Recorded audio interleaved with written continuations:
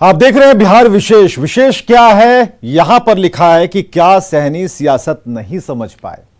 सहनी का यह चेहरा काफी पुराना है, एक प्रतीक के तौर पर इस तस्वीर को लगाया गया, लेकिन सहनी अभी फिलहाल ये तो बता रहे हैं कि उनमें काफी ऊर्जा बची है, हिम्मत बची है, वो कभी झुकेंगे नहीं। पुष्पा फिल्म का डायलॉग भी है। लेकिन क्या भीतर से सहनी उतने ही मजबूत हैं? क्या उनकी आज की जो दखल है, आज की जो एंट्री है, वो क्या 2013 के उन अखबार के पन्नों पर छपे मुकेश सहनी की तरह है, जिसमें सन ऑफ मल्लाह लिखा था और लोगों को बताया गया था कि मैं हूं सन ऑफ मल्लाह मुकेश सहनी। तो मुकेश सहनी राजनीति का ककहरा सीखे बिना सियासी चाणक्य को ललकार रहे थे। क्या सहनी सियासत को समझ नहीं सके? क्या सहनी निषाद जाति के सबसे बड़े रहनुमा बनने का दावा कर रहे थे? क्या सहनी को पता नहीं था कि पिछड़ों की राजनीति करने वाले कई बड़े नेता हैं? सहनी समझ न सके कि पिछड़ों के वो एकमात्र नेता नहीं।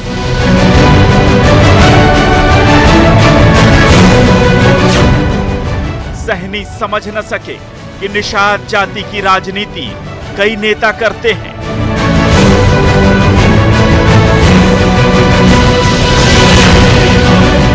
सहनी समझ न सके कि नीतीश कुमार पिछड़ों के बड़े नेता हैं। सहनी समझ न सके कि लालू की राजनीति भी पिछड़ों की है। सहनी समझ न सके कि सभी जातियों की पसंद हैं नरेंद्र मोदी।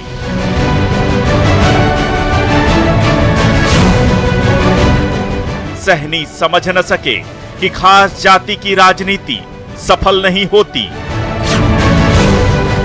सहनी समझ न सके कि जनता विकास आधारित राजनीति समझती है। सहनी समझ न सके कि वो राजनीति के नौसिखिए खिलाड़ी हैं। सहनी समझ न सके कि वो राजनीति के चाणक्य अमित शाह को ललकार रहे हैं। और आखिरकार सन ऑफ मल्लाह की सियासी नैया डूब गई। सहनी समझ न सके सियासत। कोई बड़ा टाइटैनिक टाइप का कोई जहाज नहीं था, नैया थी, नाव थी, और उसे जहाज बनाने में काफी वक्त लगता, मेहनत लगती, तपस्या लगती, चाणक्य बनने में वक्त लगता। लेकिन यह हाई स्पीड वाला जो पैमाना मुकेश सहनी ने अपनाया, वही दुर्घटना का कारण हो गया। बिहार विधानसभा से 23 मार्च को विकासशील इंसान पार्टी पूरी तरह से साफ हो गई। याद रखेंगे मुकेश सहनी ताउम्र, और इनके तीनों विधायक बीजेपी में शामिल हो गए। ऐसे में अब मुकेश सहनी का मंत्री पद भी उनसे छीना जाना तय है। खुद को सन ऑफ मल्लाह कहने वाले सहनी 16 महीने में अर्श से फर्श पर पहुंच गए। तक मेरे शरीर में सांस रहेगा तब तक मैं अपने समाज के हक अधिकार के लिए, अति पिछड़ा के लिए लड़ाई लड़ते रहूंगा। किसी के सामने में कभी नहीं झुकूंगा, चाहे दुनिया का कोई भी ताकत क्यों ना हो।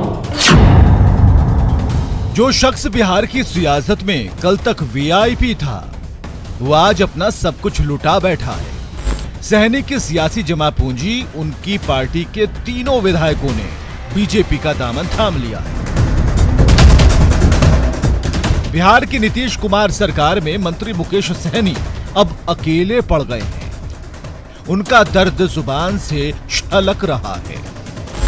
भारतीय जनता पार्टी को भी शुभकामना देते हैं कि 74 विधायक बनाने में सन ऑफ मल्लाह का योगदान था और हम लोगों ने मिलकर उनको 74 विधायक बनाए। जब तक मेरे शरीर में सांस रहेगा तब तक मैं अपने समाज के हक अधिकार के लिए, अति पिछड़ा के लिए लड़ाई लड़ते रहूंगा। किसी के सामने में कभी नहीं झुकूंगा, चाहे दुनिया का कोई भी ताकत क्यों ना हो। आपने अभी हाल फिलहाल में आपने देखा कि चिराग पासवान जी का पार्टी किस तरीके से तोड़ा गया, परिवार में फूट डाला गया, लेकिन क्या हुआ? आज देखिए, लालू जी ने इतना अच्छा काम करने के बाद भी आज जेल में है। तो ये सब संसार का एक पार्ट है, ये होते रहेगा। इसके लिए हमें घबराने की आवश्यकता नहीं है। 2020 के विधानसभा चुनाव में आरजेडी के साथ बीच कॉन्फ्रेंस में गठबंधन छोड़कर बीजेपी के साथ हाथ मिलाने वाले वीआईपी सुप्रीमो को उसी बीजेपी ने आज सदस्य विहीन बना दिया। विधानसभा अध्यक्ष ने वीआईपी के 3 विधायकों के बीजेपी विधायक दल में विलय को मंजूरी दे दी। इससे पहले तक 74 सीटों वाली बीजेपी अब 77 विधायकों के साथ बिहार विधानसभा में सबसे बड़ी पार्टी है। अब बीजेपी उनसे मंत्री पद से भी इस्तीफा देने की मांग कर रही है। नैतिकता के आधार पर उनको इस्तीफा देना चाहिए। उनको अब एमएलए नहीं है, वो संघर्ष का रास्ता चुने हैं, तो मंत्री पद देने में उनको शर्म आ रही है और वो अपने आप को गौरवान्वित महसूस कर रहे हैं। संघर्ष तो होगा सड़कों पर। खेला क्या हुआ है, ये बीजेपी की नियति रही है। ये हमेशा छोटे दल को तोड़ने की नियति हमेशा रही है, लोगों को बरगलाने की नियति रही है। इसलिए ऐसा हुआ है। आने दीजिए समय, उनको पता चल जाएगा कि आज हम 75 हैं, वो 77 हो गए, अपने आप को कह रहे हैं। फिर हम सरकार में रहेंगे और वो विपक्ष में रहेंगे। आने दीजिए, इंतजार कीजिए। सहनी की पार्टी वीआईपी के खात्मे का खेल लंबे समय से चल रहा था। अब उनके पास न विधायक हैं और न उनके पास वो सियासी जमीन जिस पर मुकेश सहनी मंत्री पद पर बने रह सके। बीजेपी का कहना है कि जब वीआईपी का कोई विधायक ही नहीं बचा तो पार्टी को मंत्री पद कैसे मिल सकता है। लेकिन सहनी ने गेंद मुख्यमंत्री नीतीश कुमार के पाले में डाल दी है। देखिए, मंत्री बिहार में बनाने का काम माननीय मुख्यमंत्री नीतीश कुमार जी ने किए हैं और उनका विशेष अधिकार है कि इनको मंत्री रखना नहीं रखना, ये अधिकार उनके क्षेत्र में है। वो जो निर्णय लेगा वो उस निर्णय के साथ मैं रहूंगा। माननीय मुख्यमंत्री जी जो भी निर्णय लेंगे उन निर्णय के साथ रहेंगे।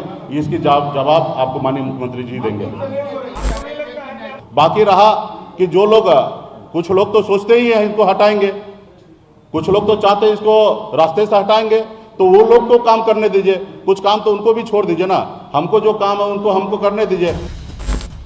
खुदा मिला न विसाल सनम, न इधर के रहे न उधर के हम, यानी जो सन ऑफ मल्लाह सरकार की नैया पार लगाने का दावा छाती ठोक ठोक कर रहे थे, उनकी नाव गंगा के दहाने पर डूब गई। अब सहनी बीजेपी के सामने नैतिकता की दुहाई दे रहे हैं। लेकिन मुकेश सहनी के आरोपों पर बीजेपी के प्रदेश अध्यक्ष संजय जायसवाल ने पलटवार कर दिया। कहा कि नैतिकता सहनी के लिए दुर्लभ चीज है। एनडीए में रह करके 24 घंटे एनडीए के खिलाफ आप बोलते हैं, आप लगातार चुनाव हारने का विश्व रिकॉर्ड बना रहे हैं और उसके बाद आपको भारतीय जनता पार्टी मंत्री बनाती है, आपको विधान परिषद में अपने कोटा से जगह देती है और उसके बाद भी जिस तरह का व्यवहार और आचरण, और खास करके भारतीय जनता पार्टी ने हिंदुस्तान में एक इतिहास बनाया कि पहली बार एक अति पिछड़ा समाज के बेटे को प्रधानमंत्री बनाने का काम किया और एक अति पिछड़ा समाज के बेटे के प्रधानमंत्री बनने पर उसके बारे में जो कमेंट उन्होंने किया है वह किसी भी भाजपा कार्यकर्ता को और अति पिछड़ा समाज के किसी व्यक्ति को भी पसंद नहीं आ सकता। 2020 में सरकार बनने के बाद उन्हें बीजेपी के कोटे से एमएलसी बनाया गया था। नीतीश कुमार कैबिनेट में पशुपालन मंत्री की कुर्सी दी गई, लेकिन महज 16 महीनों में उनकी सियासत आसमान से जमीन पर धड़ाम हो गई। यूपी चुनाव में बीजेपी से पंगा लेना उन्हें भारी नहीं, बहुत ज्यादा भारी पड़ गया। उनके चारों विधायक उनके हाथ से बाहर जा चुके हैं। एक विधायक मुसाफिर पासवान का निधन हो चुका है। मुसाफिर पासवान की सीट यानी बोचहा विधानसभा का उपचुनाव होना है। बाकी बचे 3 विधायकों ने बीजेपी का दामन थाम लिया। अब वीआईपी के पास ना तो कोई विधायक है और ना वो खुद जनता के वोट से जीते हुए नेता हैं। अब बीजेपी ने मुकेश सहनी को जल बिन मछली की तरह तड़पने के लिए छोड़ दिया है। Bureau report, news 18। तो बिहार के दरभंगा जिले के सुपौल बाजार के रहने वाले मुकेश सहनी का राजनीतिक इतिहास केवल 7 साल पुराना है। साल 2013 में उन्होंने राजनीति में कदम रखा। उससे पहले तक वो मुंबई में बॉलीवुड इंडस्ट्री में सेट डिजाइनर थे। फिर अचानक 2020 के बिहार विधानसभा चुनाव के बाद बिहार की राजनीति में जाना पहचाना नाम बन गए। आपको दिखाने जा रहे हैं मुकेश सहनी का सफर।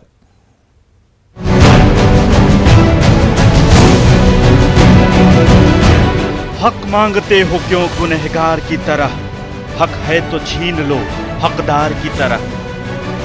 सन ऑफ मल्लाह मुकेश सहनी की पार्टी विकासशील इंसान पार्टी की वेबसाइट पर लिखा ये शेर अपने आप में कई कहानियां बयां करता है।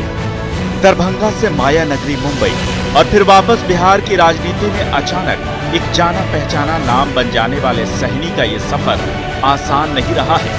इसके पीछे था उनका संघर्ष और उनकी कड़ी मेहनत।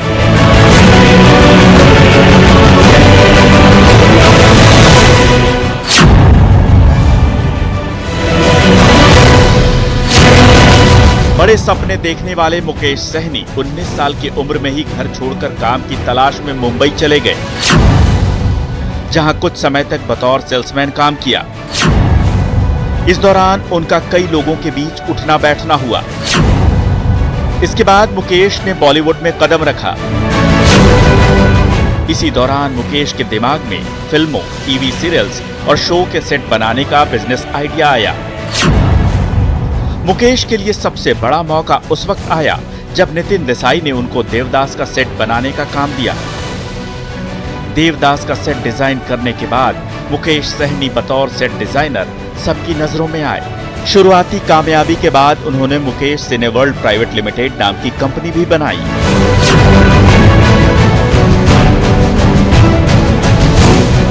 मुकेश सहनी का सियासी सफर अभी तक कुछ खास नहीं रहा है। मुंबई में मिली कामयाबी के बाद मुकेश सहनी ने सियासत में किस्मत आजमाने के लिए एंट्री मारी।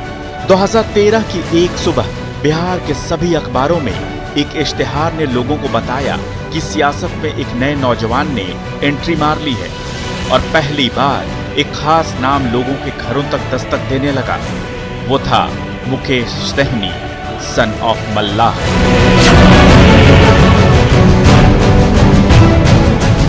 मुकेश सहनी ने 2019 के लोकसभा चुनाव से पहले ही नवंबर 2018 में अपनी पार्टी बनाई थी। सियासत में वीआईपी तरीके से एंट्री लेने वाले मुकेश ने अपनी पार्टी का नाम विकासशील इंसान पार्टी रखा, जिसका शॉर्ट फॉर्म है वीआईपी।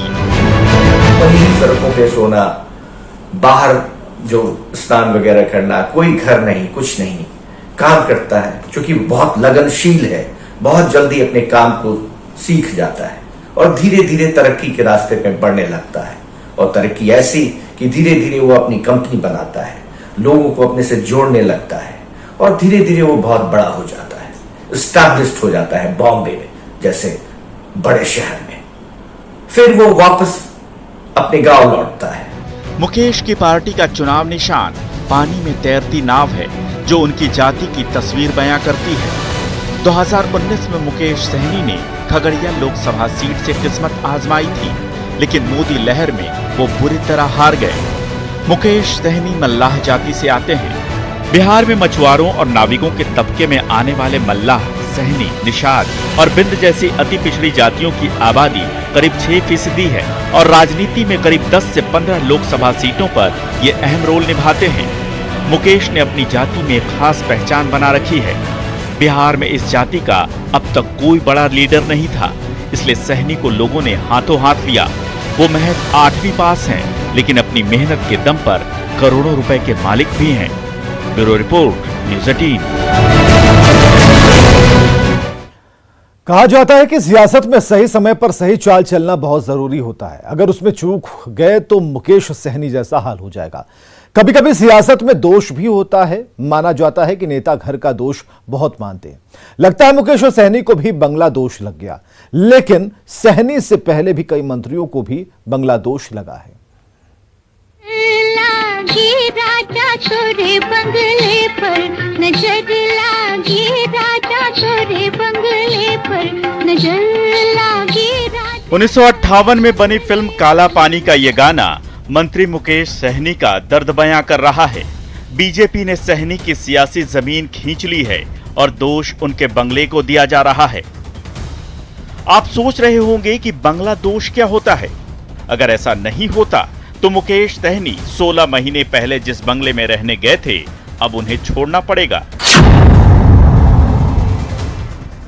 बिहार सरकार के मत्स्य एवं पशुपालन मंत्री मुकेश सहनी पटना के 6 स्ट्रैंड रोड के बंगले में रहते हैं, लेकिन बुधवार से जो हालात बने हैं उससे तो यही लग रहा है कि सहनी को अब मंत्री पद से इस्तीफा देना ही होगा। अगर सहनी इस्तीफा देते हैं तो उन्हें बंगला भी खाली करना पड़ेगा, क्योंकि कुछ दिनों बाद ही उनकी विधान परिषद की सदस्यता भी खत्म होने वाली है। यानी ये बंगला उनके लिए अशुभ साबित हुआ। ऐसा नहीं है कि मुकेश सहनी पहले ऐसे मंत्री हैं जो 5 साल से पहले इस बंगले को खाली करेंगे और कार्यकाल पूरा करने से पहले मंत्री पद से भी इस्तीफा देना पड़ेगा। मुकेश सहनी से पहले 3 और मंत्रियों को कार्यकाल के बीच में ही ये बंगला खाली करना पड़ा था। साल 2015 में मंत्री अवधेश कुशवाहा को भी इस्तीफा देना पड़ा था। अवधेश कुशवाहा का एक वीडियो सामने आया था जिसमें वो रिश्वत लेते हुए नजर आए थे। वीडियो सामने आने के बाद नीतीश कुमार ने उनसे इस्तीफा ले लिया था। साल 2015 में बिहार में महागठबंधन की सरकार थी। उस वक्त आलोक मेहता इस बंगले में रहते थे, लेकिन साल 2017 में आरजेडी-जेडीयू सरकार गिरने के बाद आलोक मेहता को मंत्री पद से हटना पड़ा था। साल 2018 में बालिका गृह कांड के कारण मंत्री मंजू वर्मा को भी इस्तीफा देना पड़ा था और अब मुकेश सहनी भी अपना कार्यकाल पूरा नहीं कर पाएंगे। यानी इसमें रहने वाले मंत्रियों को बंगले की नजर लग जाती है। Bureau report, news 18। और खबरें लगातार जारी हैं, बने रहे हमारे साथ। कभी नहीं झुकूंगा।